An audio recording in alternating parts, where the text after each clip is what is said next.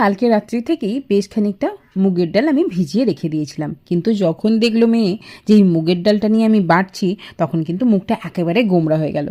পাশ থেকে বলে কি না, মাম্মাম ওই চিল্লা কিংবা রুটি ফুটি বানিয়ে দিলে আমি একদম খাবো না।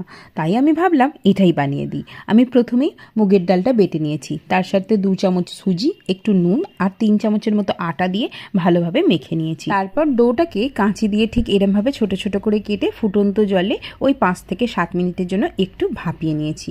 তারপর ফ্রাইং প্যানটা আবারও ধুয়ে মুছে পরিষ্কার করে নিয়ে দিয়েছি সাদা তেল আর কিছুটা রসুন কুচি, পেঁয়াজ কুচি দিলাম, সেটা একটু ভেজে নিয়ে গাজর কুচিও দিয়ে দিলাম লম্বা করে কেটে রাখা টমেটো কুচি আর স্বাদ মতো নুন দিয়ে বেশ ভালোভাবে নেড়ে চেড়ে সবজিটাকে একটু সিদ্ধ করে নেব। তারপর দিলাম গোলমরিচ আর একটুখানি টমেটো কেচাপ। এবার ওই যে ভাপিয়ে রাখা সমস্ত কিছু দিয়ে দিলাম এর মধ্যে, দিয়ে নেড়ে চেড়ে সামান্য একটুখানি চিনি আর সয়া সস দিয়ে একদম ভালো করে নেড়ে চেড়ে নিলাম।